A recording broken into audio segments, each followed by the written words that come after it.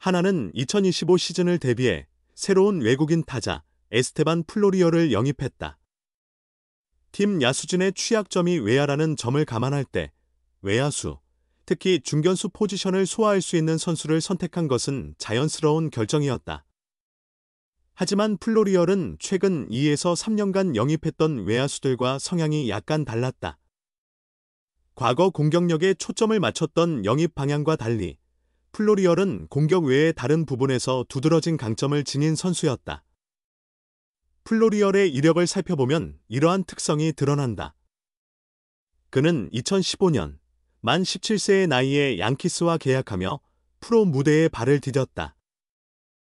당시 공격력 면에서 압도적인 평가를 받은 선수는 아니었다. 장타력에서 한계가 있었기 때문이다.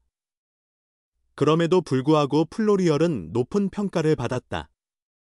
당시 양키스 팜 시스템이 최상의 수준은 아니었지만 플로리얼은 팀 내 톱클래스 유망주로 인정받았다.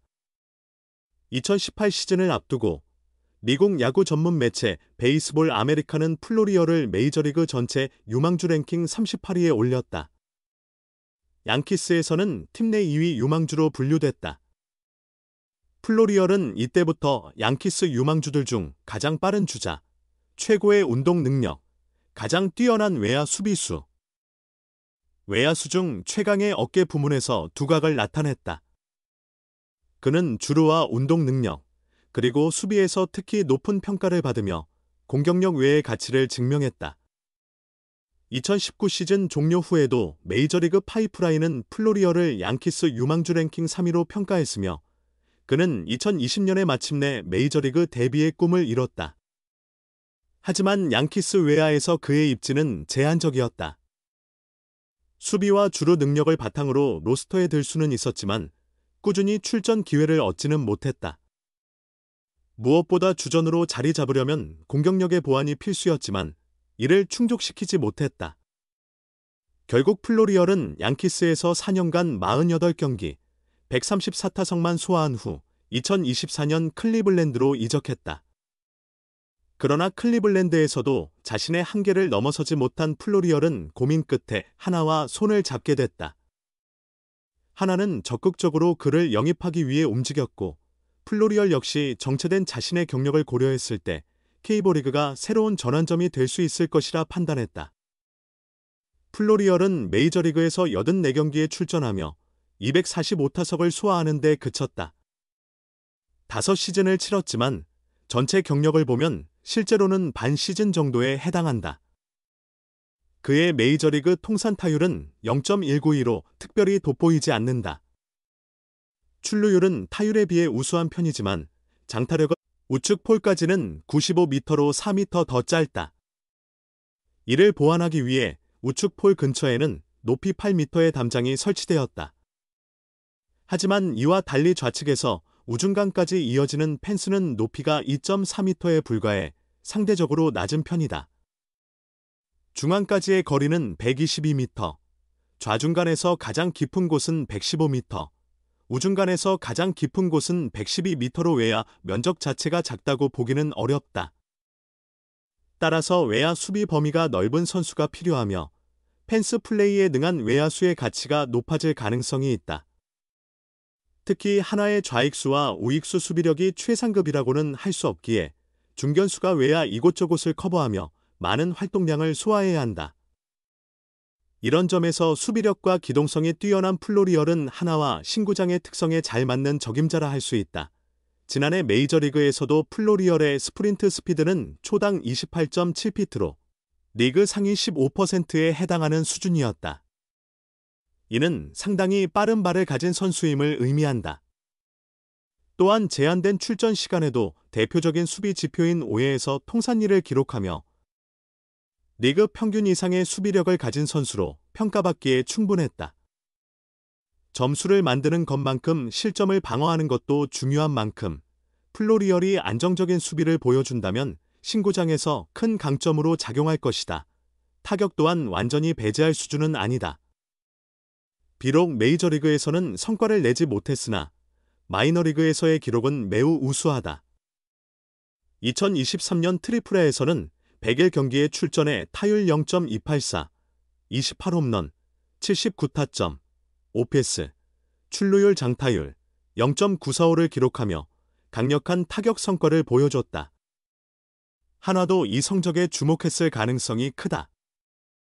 수비와 주루는 슬럼프가 거의 없는 부분으로 검증이 완료된 만큼 타격까지 터진다면 플로리얼은 대박 영입이 될 가능성이 있다.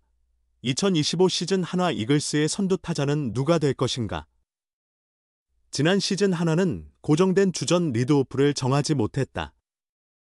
타석의 선 순서를 기준으로 보면 최인호, 황영무, 요나단 페라자, 이원석, 김태현, 문현빈, 이진영, 김강민, 정은원, 하주석 등 총 10명이 1번 타순에 나섰다. 리드오프에 10명의 선수를 기용한 팀은 하나가 유일했다. NC와 키움은 각각 9명으로 그 뒤를 이었다. 하지만 두 팀은 상황이 달랐다.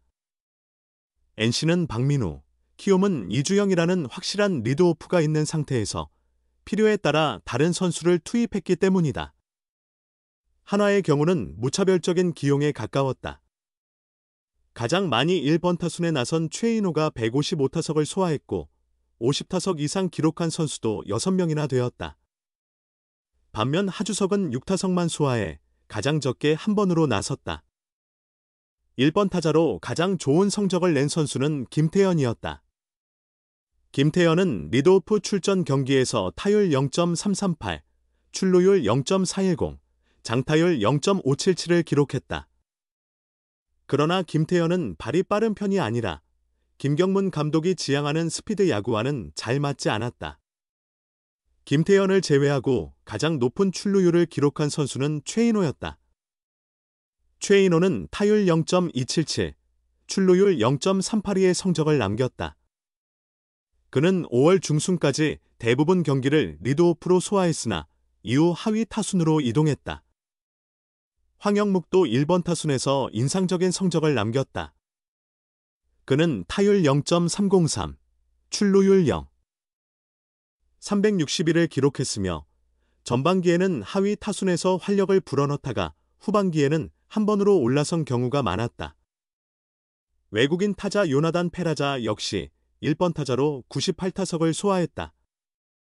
이를 통해 김경문 감독의 리드오프 선택에 대한 깊은 고민을 엿볼 수 있다. 이제 한화의 고민을 해결해줄 새로운 카드가 등장했다. 바로 에스테반 플로리얼이다. 한화는 1997년생 플로리얼과 총액 85만 달러, 계약금 5만 달러, 연봉 70만 달러, 인센티브 10만 달러의 계약을 체결했다. 플로리얼의 가장 큰 강점은 빠른 발이다. 그는 마이너리그 통산 172도루를 기록했고 성공률은 73.5%에 달한다. 트리플A에서 최근 3년간 각각 39, 79.6%, 25, 71.4%, 22, 84.6% 도루를 기록하며 꾸준한 기량을 보여주었다. 김경문 감독의 야구 철학과 잘 맞아떨어진다. 두산 베어스와 NC 다이노스를 이끌던 시절 김 감독은 육상부 전략으로 상대 배터리를 흔들곤 했다. 2024년 한화는 팀 도루 69개로 리그 9위에 머물렀다. 이 약점을 플로리얼이 보완할 가능성이 있다. 선구안도 준수한 편이다. 플로리얼은 마이너리그 통산 타율 0.266, 출루율 0.351을 기록했다. 순수 출루율, 출루율에서 타율을 뺀 값은 0.086으로 수준급이다. 2024년 100타석 이상 소화한 한화 타자 중 순수 출루율이 플로리얼보다 높은 선수는 최재훈 0.114, 이원석 0.089, 페라자 0.089 뿐이다. 그러나 부족한 컨택 능력이 약점이 될 수 있다. 플로리얼의 마이너리그 통산 삼진율은 29.2%로 2024년 삼진왕 김재환 168삼진 30.4%보다 약간 낮다. 김경문 감독은 1번 타자에게 투수를 괴롭히는 능력을 기대한다. 시즌 중 황영묵은 김경문 감독은 안타나 홈런을 원하기보다 상대 투수에게 많은 공을 던지게 하고 커트하면서 출루의 다음 타자에게 연결하고 투수를 괴롭히는 플레이를 강조하신다고 전했다.